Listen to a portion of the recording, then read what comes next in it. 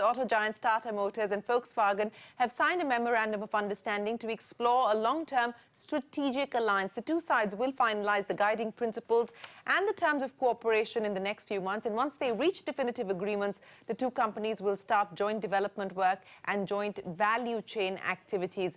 Ron, you've been tracking this story. This MoU has now been inked between Tata Motors and Volkswagen. Skoda is going to be taking the lead from the Volkswagen Group side. What is this finally going to mean as far as both these car companies are concerned? Well, essentially what I've picked up from people from both sides of this, Shireen, is that 4 areas have been identified as part of this alliance. Firstly, platform sharing. Remember, Tata Motors very recently had announced a new technology for platform development, which they call the Advanced Modular Platform Technology, which basically allows Tata Motors to produce more from a single platform. And they can produce a small car, a sedan, or even an SUV, from a single platform. This is again part of the company's efforts to reduce the number of platforms from 6 to 2, focus on just 2, but produce a lot more. And this is where Volkswagen is going to help Tata Motors, because Volkswagen too, globally, they also have a platform which is pretty much on the lines of the AMP of Tata Motors, which is called MQBA. That's what Volkswagen internally calls it.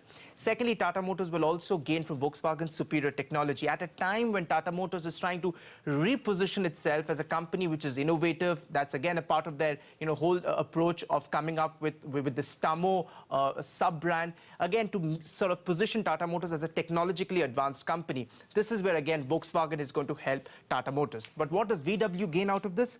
Firstly, as far as engines and powertrains are concerned, even though Volkswagen is very, they've got like superior diesel powertrains, but at the backdrop of the Dieselgate saga, also their sheer inability to produce diesel engines which are cost competitive in India. This is where Tata Motors is going to help them sort of come up with such engines. And lastly, Volkswagen will also help sort of increase their localization, because Tata Motors, remember, despite all its sort of follies as a as an automaker, it's still got a wide and a sort of a diversified supply chain. That is going to be something that Volkswagen will gain out of. Now, whether this is going to be an alliance or a joint venture, most probably this is going to be an alliance, because the last time Tata Motors went in for a joint venture, that was with Fiat, and we all know how that ended. That did not go down well. But clearly, this is a season of alliances. You've got Toyota, Suzuki, you've got Tata Motors, Volkswagen, M&M Ford are also talking. But let's just focus a little bit on Toyota and Suzuki, which remember had announced a global partnership as recently as last month. And yesterday,